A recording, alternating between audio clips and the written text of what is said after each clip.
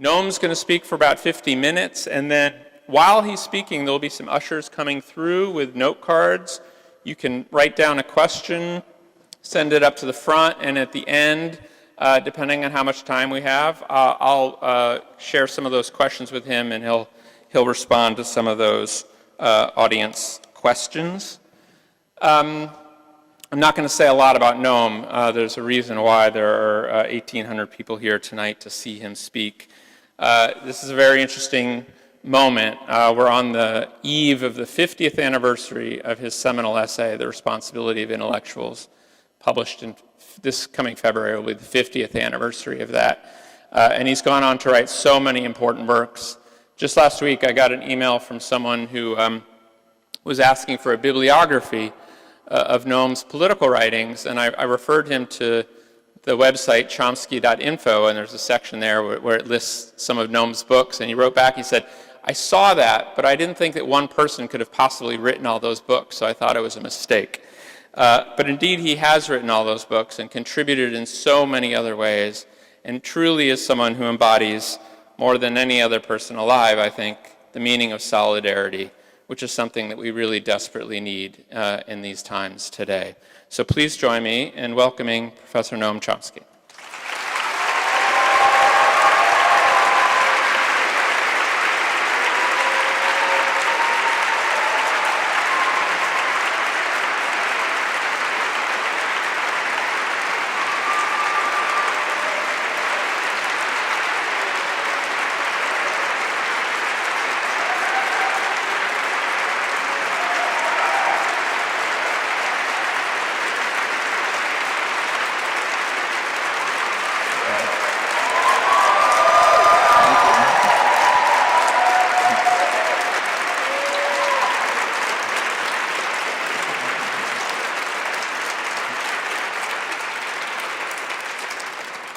Thank you very much.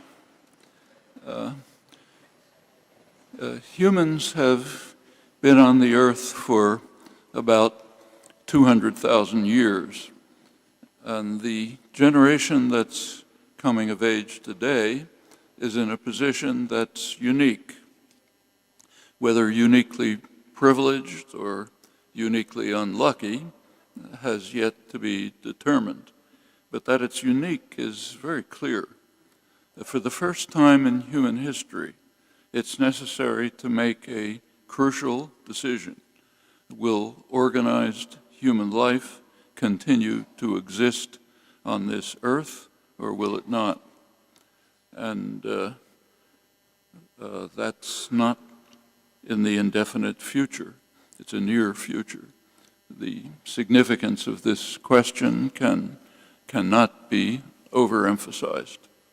There are two imminent threats to decent human survival, and there are others that are lurking not too far behind. One of these threats can be very easily dated, August 6th, 1945. That's the date on which we learned that human intelligence had devised the means to destroy ourselves. It was never seriously in doubt that the capacity to destroy would escalate and that it would diffuse to many hands, sharply raising the threat of self-annihilation.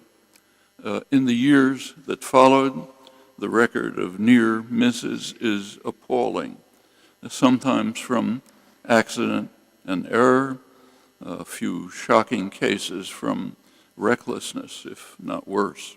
And today the threat is growing in both categories. Escape from catastrophe for 70 years is a near miracle, and such miracles cannot be trusted to perpetuate. On that fateful day in 1945, which personally I remember very well, humanity entered into a new era, the nuclear age, an era that is unlikely to last very long. Either we will soon bring it to an end, or it is likely to bring us to an end. I'm not going to take the time to run through the record here, but it is indeed appalling, and new information is constantly being unearthed. Actually, one of the most serious incidents was in 1983. It turns out to have been a very close call and very relevant to current concerns. We have just very recently learned more about it, thanks to many years of efforts by the National Security Archive to obtain access to classified documents. Recently succeeded. The new revelations have to do with the nuclear command exercise called Able Archer in 1983. In an effort to probe Russian defenses, the Reagan administration launched operations simulating an attack on Russia, leading right up to a pretend nuclear attack, a simulated launch of nuclear weapons. This happened to be at a moment of extreme international tension. Pershing 2 missiles with flight time of a few minutes to Moscow had just been emplaced in Western Europe, and there were other threat escalations. A few years ago, when Russian archives were declassified, it was learned, not too surprisingly, that the Russians had taken this pretty seriously. There has been uncertainty, however, about what was understood in Washington, and the new evidence that's just been released reveals that Washington recognized right away that Able Archer, I'm now quoting, may have inadvertently placed our relations with the Soviet Union on a hair trigger. That was the judgment of a presidential advisory board at the time, meaning that Washington recognized that we were at the verge of terminal nuclear war. Furthermore, we have now learned U.S. intelligence determined that the Russians were mobilizing forces, quoting again, to an unusual level of alert, which according to protocol means that the U.S. should have reacted in kind, leading to disaster. Turns out that one Air Force officer, a man named Leonard Perutz, decided on his own not to follow prescribed procedures, but to do nothing, perhaps averting terminal war. We already knew that shortly after this, Russian automated systems detected a U.S. nuclear attack, and the officer in charge, Stanislav Petrov, also decided to do nothing instead of transmitting the information to a higher level, possibly triggering a massive nuclear strike. And any nuclear strike means termination. The record reveals many such frightening episodes, not to speak of shocking recklessness and adventurism, which, to make it worse, is often applauded in sober commentary. I'll return soon to the current growing threat. The second imminent threat is global warming, and the same date, the end of World War II, is again of critical significance.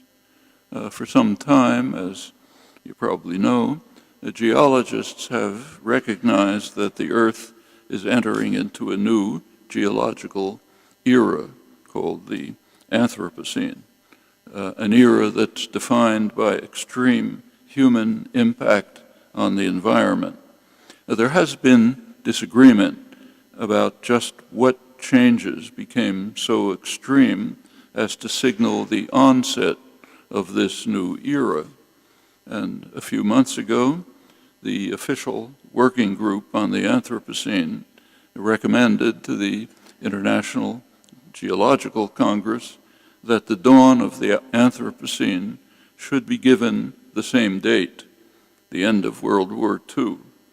So according to their analysis, the Anthropocene and the nuclear age coincide, posing a dual threat to the survival of organized human life. The report of the Working Group on the Anthropocene discusses the sharp acceleration of extinction rates of animals and plants. And they warn that the Earth is on course to see 75% of species become extinct in the next few centuries if current trends continue. And they also confirm the conclusion of other scientists that climate warming CO2 is increasing in the atmosphere at the fastest rate for 66 million years, and furthermore that fossil fuel use is pushing levels from 280 particles of CO2 per million, it's called ppm, before the Industrial Revolution, to over 400 ppm last July, new record, and it's rising at a rate unprecedented in the geological record. 400 ppm is a significant number that comes perilously close to the estimated level of stability of the huge Antarctic ice sheet, which is estimated about 450 ppm. And it's understood that the collapse of the ice sheet would have catastrophic consequences for sea level rise. These are processes already underway, pretty ominously, in the Arctic regions. And the broader picture is no less ominous. Practically every month breaks new temperature records. Huge droughts are threatening survival for hundreds of millions of people. There are also factors in some of the most horrendous conflicts, Syria today, Darfur not long ago. Again, I won't take time to review the record, but it should be deeply alarming to anyone with eyes open. It's widely recognized that we have entered the period of the sixth mass extinction. The fifth extinction, 66 million years ago, is attributed to a huge asteroid that hit the Earth, destroying 75% of the species on Earth, ending the age of the dinosaurs, opening the way for the rise of small mammals, ultimately humans, about 200,000 years ago.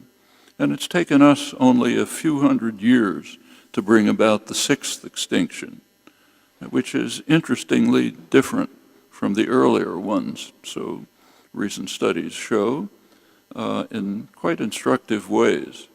In the earlier mass extinctions, body size was not correlated with extinction.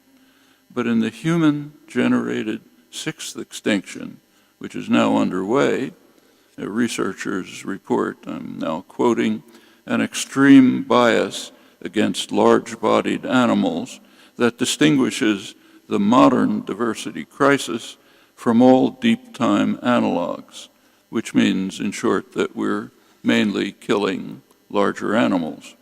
And that's a record that goes back to proto-humans a million years ago.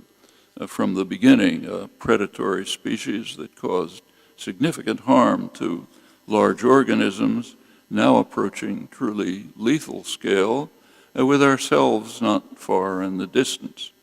The human capacity to destroy one another on a massive scale has not been in doubt for a long time, with a hideous peak in the past century. What's happening now brings to mind a phrase made famous by Thomas Hobbes, man is a wolf to his fellow man. And it also brings to mind the bitter rejoinder by Joseph de Maistre that the comment is unfair to wolves who only kill for survival, unlike us. In thinking about the risks to survival, it's important to focus attention on the United States, particularly so for us, for American citizens. One reason is elementary moral principle. It's what we hope to shape and influence that must be of primary concern, which means those policies that are within reach, within our reach, typically policies of our own institutions, state and private. So we can deplore the building of coal plants in India, but we can't do much about it, directly at least. But we can do a lot about building coal plants in the United States. And in fact, a very clear choice about that extremely significant matter is arising in a few weeks when we have to choose between a presidential candidate who's committed to phasing out this highly destructive practice and another candidate who calls for accelerating the race to destruction. And there are other reasons for focusing on the United States, the reasons that hold for everyone in the world. Very simply, U.S. power in the global system is enormous without any historical comparison. That was clearly true in 1945, the date of the inception of these dual threats to survival. At that time, the U.S. had about 50% of total world wealth. Other industrial societies had been devastated by the war. The U.S. economy gained enormously from the war, virtually quadrupling industrial production, setting the stage for rapid post-war growth. The U.S. had been by far the richest country in the world for a century, but prior to World War II, it was not the major player in world affairs. And that was a role held primarily by England, secondarily France. But of course, all of that changed radically during the Second World War. France declined sharply as a world power, and the British ruefully recognized that they could only hope to be a junior partner in the system of world order managed in Washington, quoting the British Foreign Office. British officials had ample historical experience of their own, and accordingly they had few illusions about what was happening.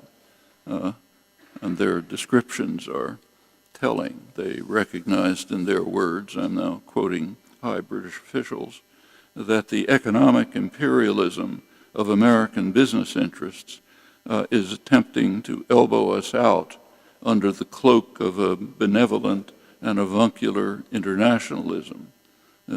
Americans believe that the United States stands for something in the world, something of which the world has need, something which the world is going to like, something in the final analysis which the world is going to take, whether it likes it or not. He was articulating the real world version of what scholarship calls Wilsonian idealism, the version that conforms to the historical and internal record. Well, naturally, this position of global dominance, post-war position, couldn't be maintained entirely. Other industrial countries reconstructed, decolonization proceeded on its often agonizing course, leading to a more diverse international system, but which the United States still uniquely powerful. So by 1970, U.S. share of global wealth had declined to about 25%, still colossal, but not 50%, and it remains roughly there. These observations are fairly familiar, but they're also somewhat misleading. And the reason is because of the way that the globalization of the world economy has proceeded in the recent decades. Particularly revealing in this connection is quite important work by Sean Starrs. He's the first political economist to have closely investigated a very important topic, corporate ownership of the world's wealth. And it's becoming a more realistic measure of global power than national wealth in the neoliberal globalized world of the last few decades. It's no longer a world of nationally discrete political economies. And the results of investigations are quite dramatic. So it turns out that in virtually every sector, U.S. corporations are well in the lead in ownership of the international economy. And overall, their ownership is not far below 50%, about what U.S. national wealth was in 95. So one good illustration that he gives is iPhones. Everyone has one. These are assembled in China by two Taiwanese firms, the major one known as Foxconn. These two firms are in turn subcontractors for Apple. Foxconn's profit in 2014 was $4.3 billion, while Apple's was 10 times larger, $44.5 billion. And China's share of the profit was tiny, even though it's the exporter of iPhones. It adds very little value to the product. And there are similar measures across the international economy. Multinational corporations are nationally based. They rely on the nation state, ultimately the citizens of the nation state, for protection and sustenance, in fact, for their existence. And in the current globalized world of U.S. dominance of the global economy is, in important respects, not very different from what it was at the peak, the historical peak of 1945. In the military dimension, of course, the United States is entirely without parallel, spends almost as much as the rest of the world combined. It's technologically far more advanced, military bases all over the world, the military operations of one sort or another in a great many countries. No one else is even playing that game. It's unique. For reasons such as these, the importance of focus on U.S. policies should be quite clear. The military dimension leads us to the growing threat of nuclear war. It's primarily at the Russian border. There's a secondary threat off the coasts of China. It's concerning control of the South China Sea and contested islands. And it's important to bear in mind that the threats are not at the Mexican border or off the coasts of California and Florida. That's, again, a reflection of global power. At the Russian border, the most dangerous situation, both NATO and Russia are sharply increasing their military forces and also carrying out highly adventurous confrontational tactics, which are extremely hazardous. So there are close encounters of military jet planes, sometimes feet apart. NATO military exercises are taking place within a couple hundred yards of the Russian border. And there are many other highly provocative acts which can blow up by accident. Meanwhile, both sides are expanding their military arsenals. On the U.S. side, one significant element is Obama's plan for $1 trillion upgrading of the nuclear weapon system. That includes new nuclear weapons that are recognized by strategic analysts to be particularly dangerous. The reason is that they can be scaled down to tactical battlefield use. That offers temptations at times of conflict that could quickly escalate to full-scale nuclear war, terminal disaster. Also highly provocative is the $800 million missile defense system that Washington recently installed in Romania, allegedly in defense against non-existent Iranian nuclear missiles. It's recognized on all sides that what's called missile defense, insofar as it works at all, is actually an offensive weapon. It's part of an offensive military system. It could never stop a serious first strike, but it's conceivable that it might impede a retaliatory strike, which makes it a first strike weapon, of course. Hence, the Romanian installation is highly threatening to Russia. The threat of war at the Russian border is in significant part an outgrowth of NATO expansion since the collapse of the Soviet Union 25 years ago. That's during the administration of the first President Bush and his Secretary of State, James Baker, and in Russia, Mikhail Gorbachev. And what happened at that time is highly instructive, if you look at it closely. Gorbachev and Bush-Baker had conflicting visions of the world order that should arise with the disappearance of the Soviet Union. So Gorbachev called for dismantling of all military alliances to be replaced by a new unified Eurasian security system, which would integrate the Soviet Union, former Soviet Union, and Western Europe. Bush and Baker had a different plan, and NATO would expand while the Soviet system collapsed. The issue was joined right away over the most crucial question, the fate of Germany. Gorbachev agreed to German unification, even German accession to NATO, which is a pretty remarkable concession in the light of recent history. But there was a quid pro quo. NATO would not extend 1 inch to the east. That was the phrase that was used in the negotiations, meaning East Germany. Expansion beyond that was not contemplated. Bush and Baker agreed to this compromise, but only verbally. It was a gentleman's agreement, a handshake, not in writing. NATO at once expanded to East Germany, but as Bush and Baker correctly stated, they were not violating a written pledge, just a gentleman's agreement. There's a rich scholarly literature trying to determine just what happened in those days. And there's a very recent publication which provides quite a surprising and instructive resolution to many of these questions.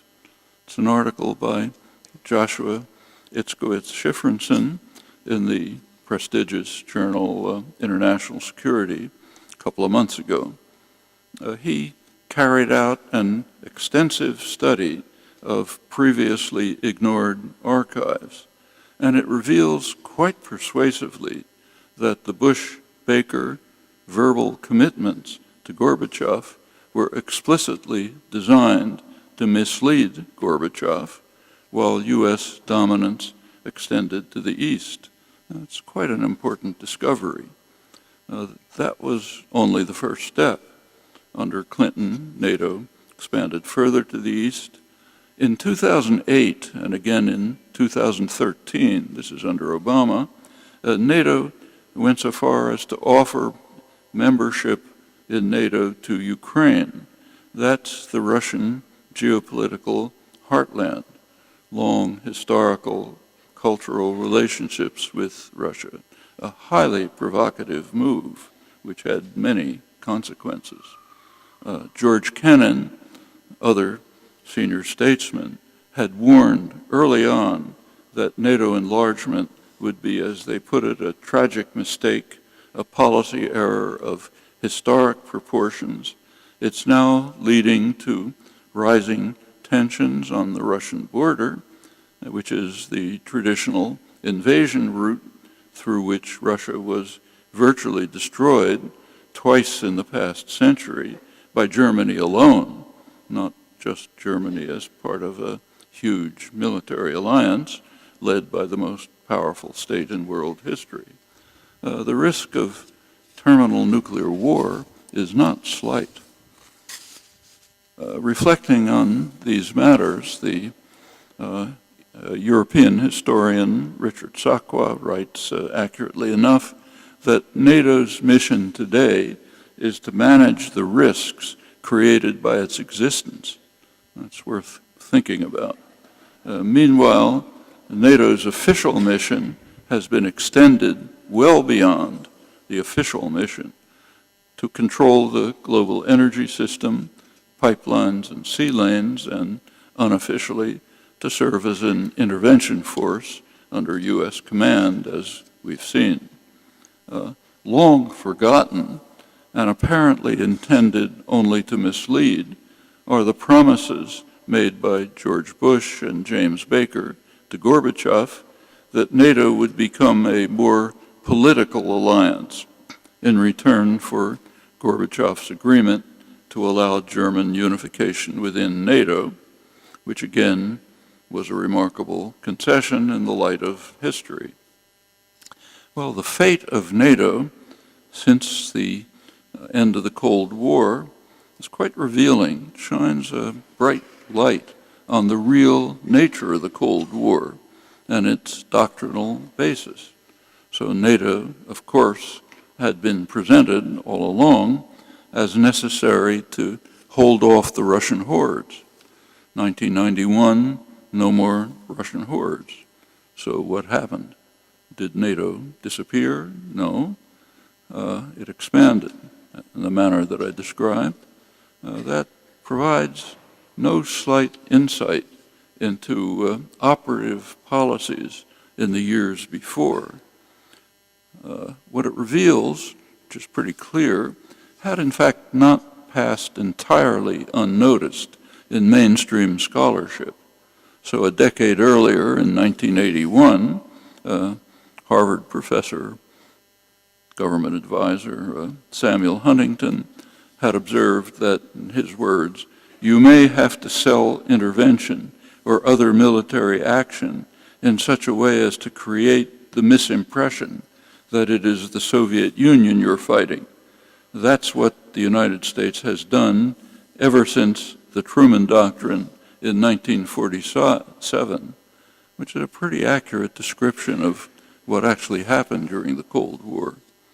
And when the Berlin Wall fell in 1989, pursuing the same logic, Huntington warned, his words, that Gorbachev's public relations can be as much a threat to American interests in Europe as were Brezhnev's tanks. And the threat of Gorbachev's peace offers was overcome in the manner just reviewed, and we're now facing the consequences. The mounting threat of war, particularly on the Russian border, has elicited considerable alarm in national security circles. Not discussed much, but in those circles they're watching. One highly respected analyst who's had long experience at the nuclear brink, as he describes it, warns that, his words, we are facing nuclear dangers today that are in fact more likely to erupt into a nuclear conflict than during the Cold War. That's former Defense Secretary William Perry recently.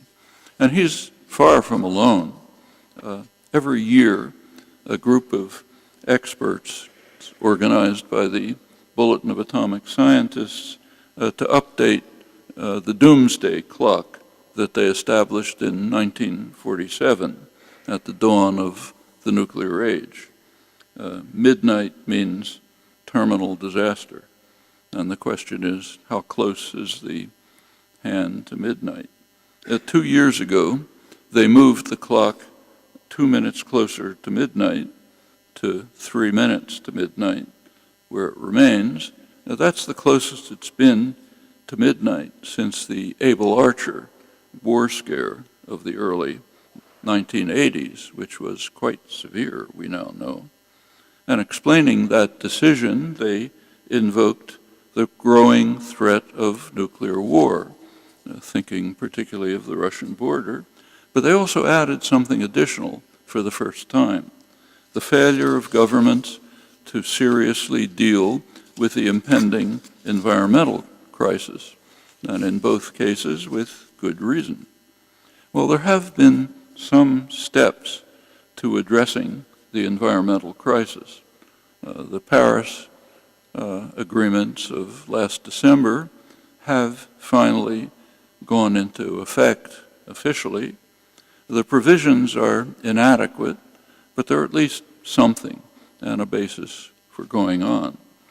It had been hoped that the negotiations would lead to a verifiable treaty, but that goal was not attained.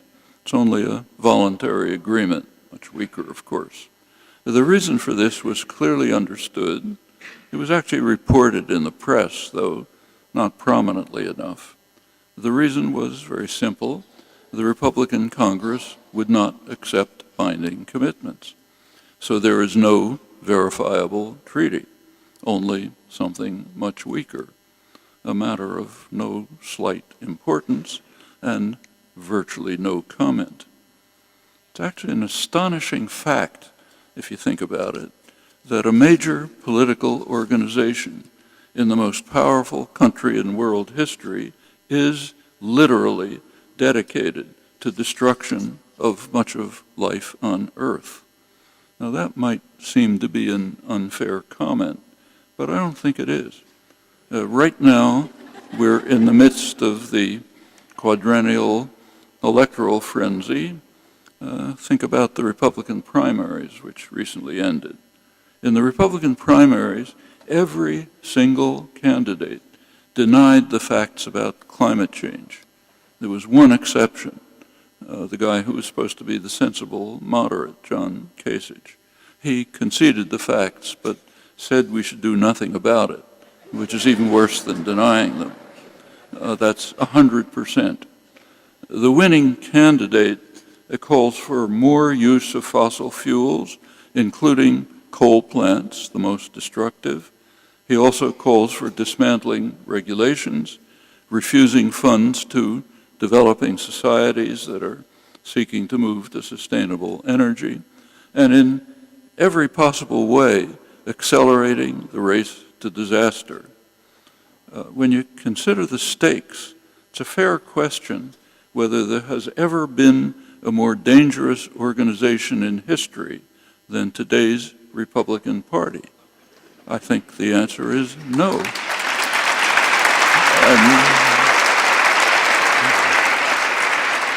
And worse still, there is no commentary on this.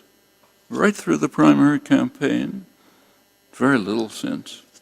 That astonishing blindness as the lemmings march to the precipice, in fact, extends well beyond. So in the past few years, there's been extensive and typically euphoric coverage of the prospects for 100 years of energy independence, given new technology for exploiting fossil fuels. Occasionally there's comment on the local impact of fracking, but scarcely a comment, if you can even find one in fact, and pointing out that the euphoria amounts to an enthusiastic call for the sixth extinction to swallow us up at will. Similarly, the growing threat of nuclear disaster barely elicits a mention.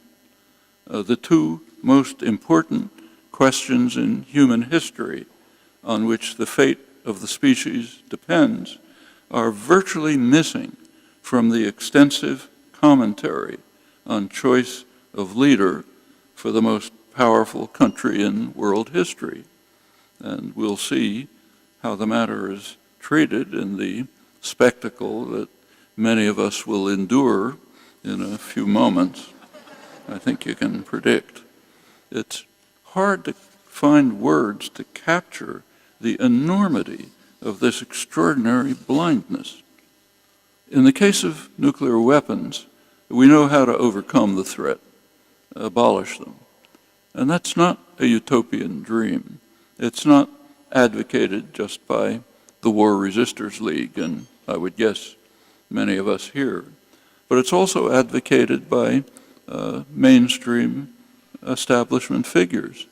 For example, Reagan's Secretary of State, George Shultz, former Senator Sam Nunn, the Senate's leading specialist on nuclear weapons for many years, Henry Kissinger and William Perry. They are, in fact, the four signers of an op-ed in the Wall Street Journal calling for elimination, total elimination of this scourge. Another highly respected nuclear security expert, Bruce Blair, has recently formed a new organization called Global Zero, which calls for an international treaty to ban nuclear weapons. The International Court of Justice, in its historic advisory opinion in 1996 on the legality of the threat or use of nuclear weapons, it came quite close to this stand. And sensible, concrete steps have been proposed to this end, which could be taken right away.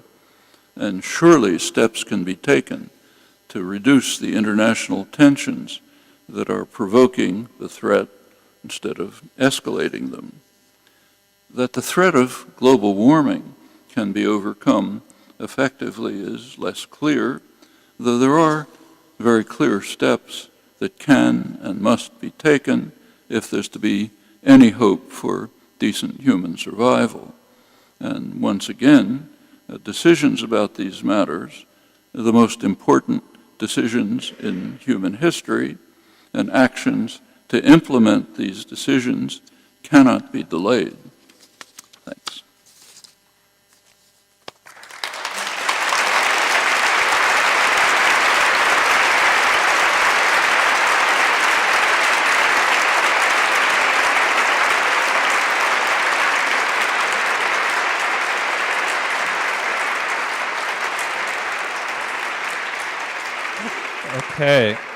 Okay, so before kickoff, I think we've got time for some questions.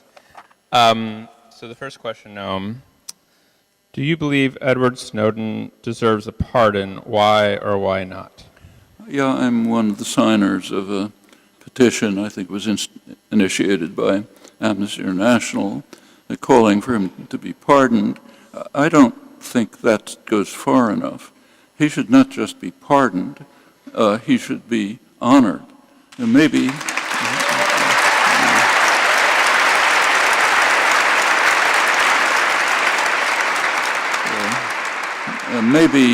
Washington should be pardoned. That's up to you. But the question shouldn't arise in the case of Snowden, who simply performed the actions of a citizen who's concerned about his country and the world. He informed people, the citizens of the United States, of what their government is doing to them. Just what a citizen ought to do.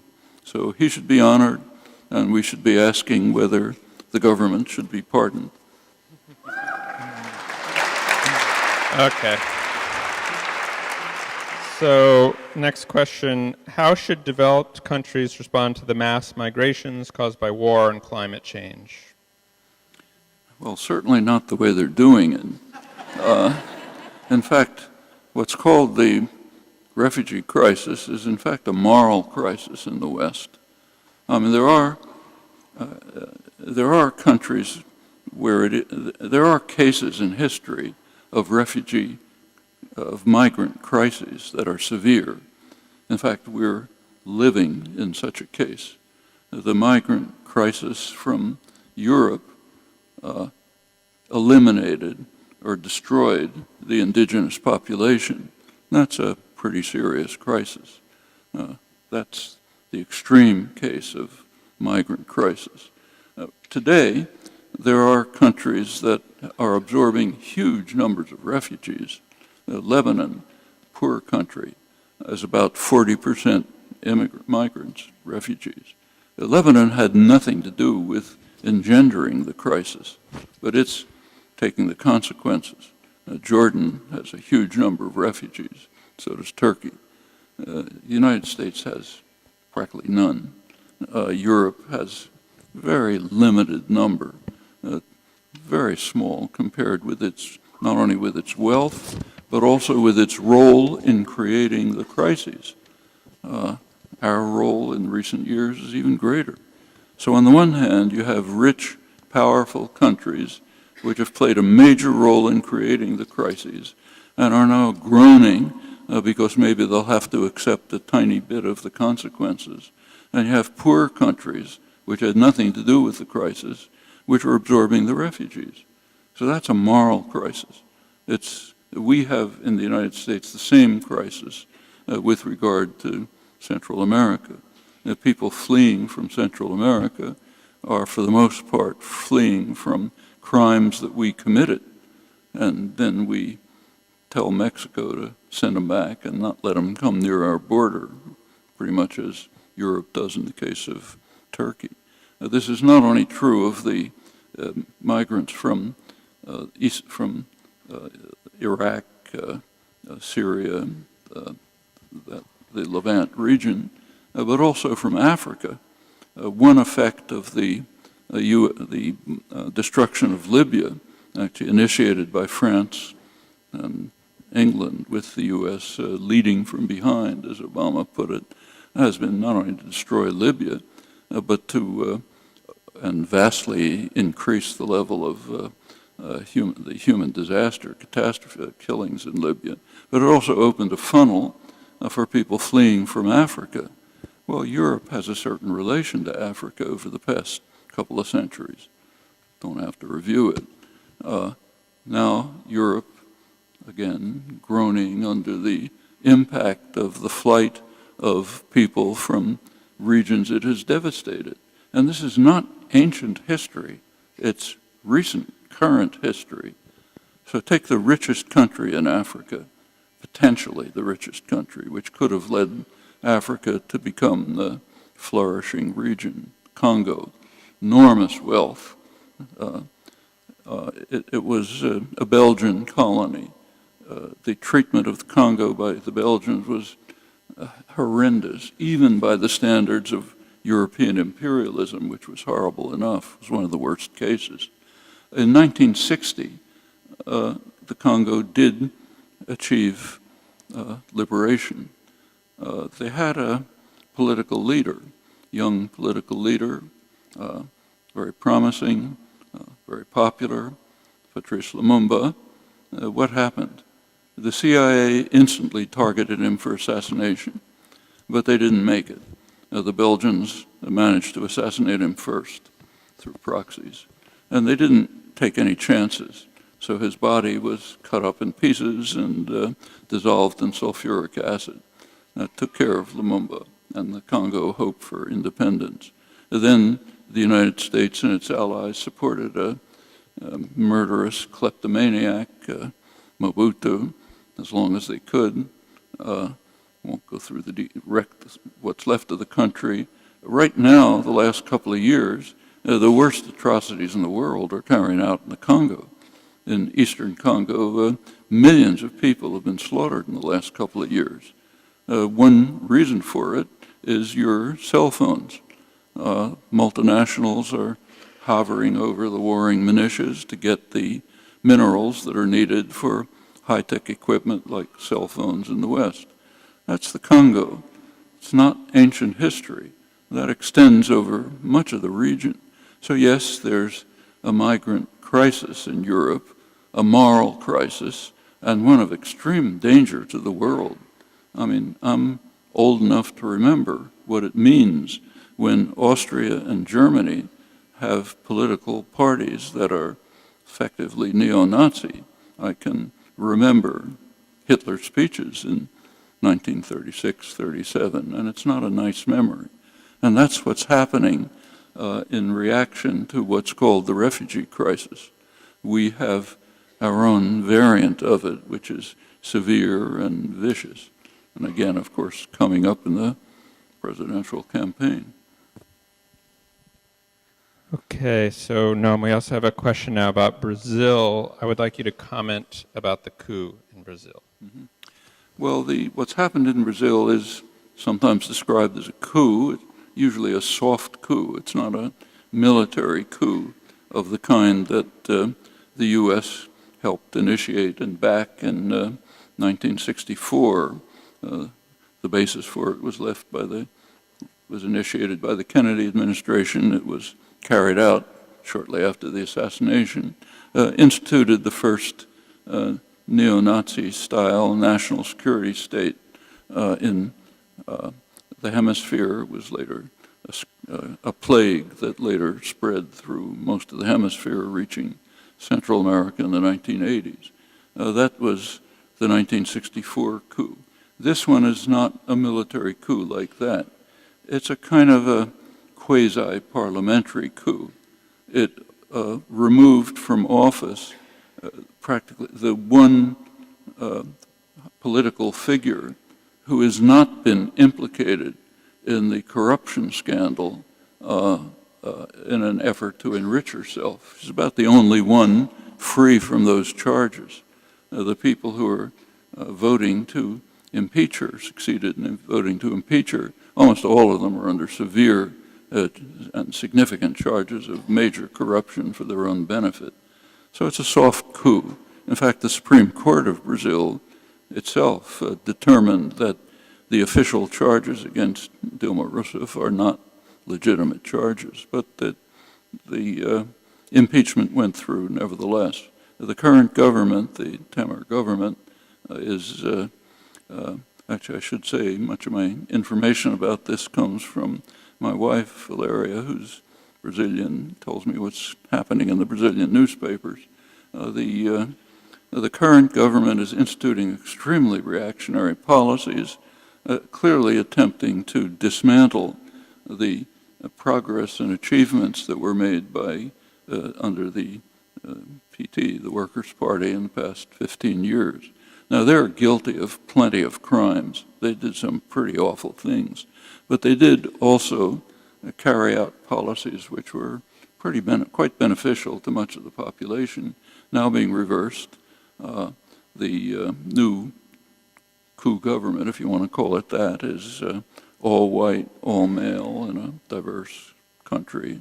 And the policies are pretty frightening, of course, strongly supported by the United States.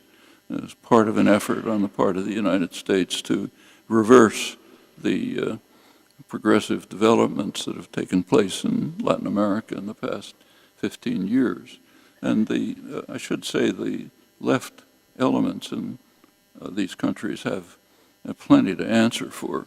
They did a lot of things which are quite blameworthy, totally wrong, but nothing justifies the soft coup that's taking place. Okay, Noam, we have a question about education, higher education, and popular education. What do you recommend for people who want to study at university level, but cannot afford it and do not want to get tangled up in loans and debt? Well, what they ought to do, I mean, you can't answer the question for an individual, but we should be answering it collectively. So we should be asking, for example, why are there costs for higher education? Why isn't it like secondary education? And again, that's not a strange question. There's certainly no economic basis for it. If you look around the world today, the richest, most successful countries have free, virtually free higher education.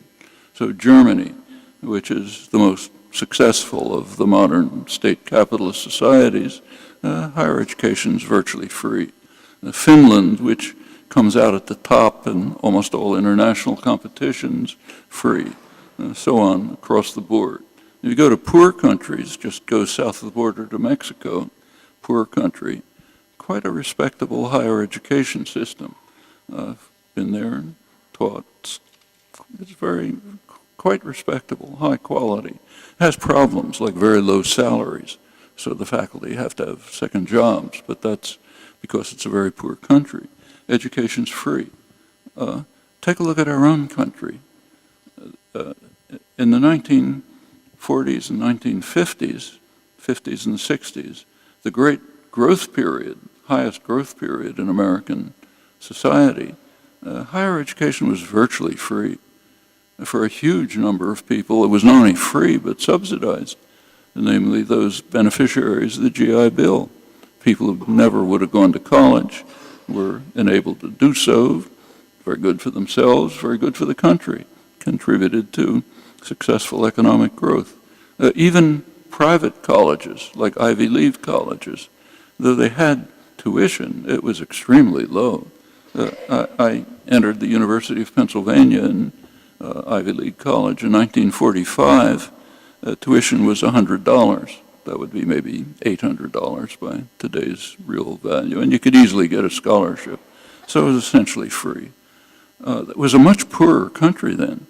The U.S. today is far richer than it was in that period.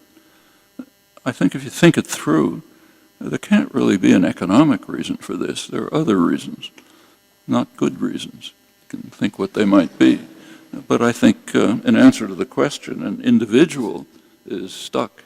That person is stuck with what exists.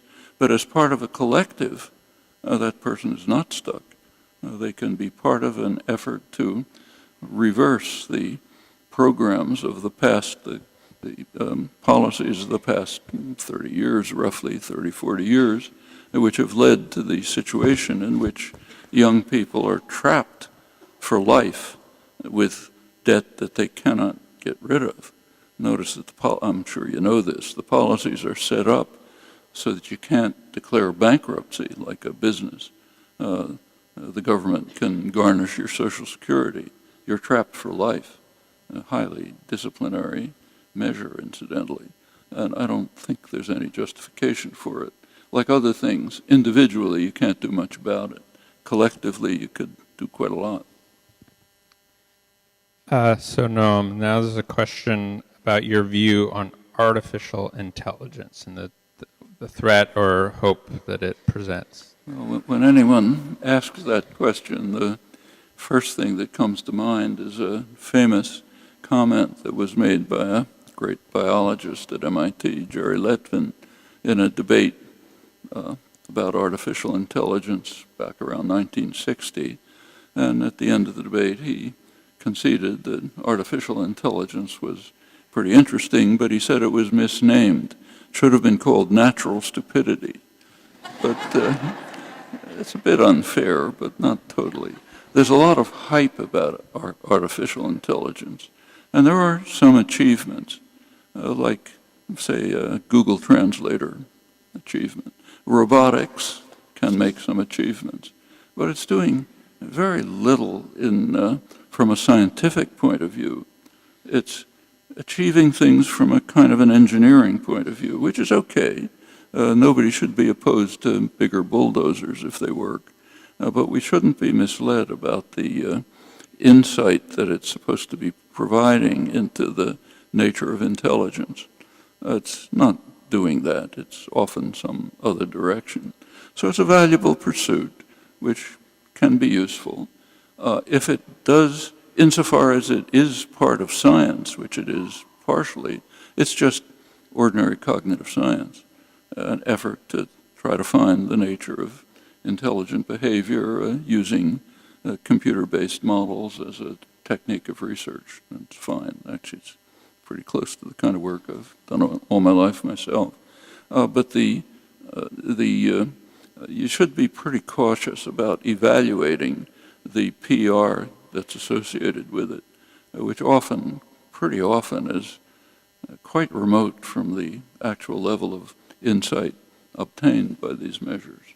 Now, there are also threats of artificial intelligence, serious ones. That's particularly true in the weapon system. If the weapon system becomes automated, we're in deep trouble. Automated systems fail all the time. Any of you who have computers are familiar with this. They cannot be made reliable. And if they're, unless there are very narrow controls, tight controls, they can blow up. Actually, I gave a couple of cases when I was talking, past cases. We know the U.S. record is fairly open. The Russian record is probably much worse. We don't know. But in the case of the United States, there have been literally hundreds of cases when there were the automated detection systems that detect an alleged missile attack just gave the wrong answer, misfired. And often we were within minutes of responding. Human intervention interceded. And that's going to be true pretty generally. That's a serious problem. So using AI in the weapon system is something extremely dangerous, as is the weapon system itself. In other areas, the techniques can often be useful. The fear, the idea that, say, robotics are going to displace working people, and people will be out of jobs with all these smart machines around. There's just no evidence for that at all. I mean, if you look around the country, there's a huge amount of work to be done. Take a walk in any city, they're all falling apart. Plenty of things to be done. Education, way underfunded. Research, do vastly more. There's vast needs all over the place. There are plenty of idle hands. There are resources to use those idle hands to do the necessary work, but the system is so corrupt that it can't put them together. That's the problem, not the fear that robots are going to displace us. In fact, to the extent that dull, boring work can be taken over by automata, that's liberating. It frees people to do more interesting things, including having leisure. The United States has much less leisure than comparable countries, and nothing wrong with using leisure to enrich your own lives in whatever way you choose, and there's certainly nothing wrong with freeing people to do more creative, independent work and let the robots do the boring and dangerous stuff. Okay. We're running into this. Let's Okay. take two more. What do you think? It's okay with me. All right, we're going to 2 more questions. Is there ever a role for a benevolent imperialism? It's kind of like asking whether there's a role for a benevolent slave owner. Probably. I mean, it's better to have a benevolent slave owner than a slave owner who's a murderous, brutal, vicious thug. But the concept is an oxymoron. It just can't happen.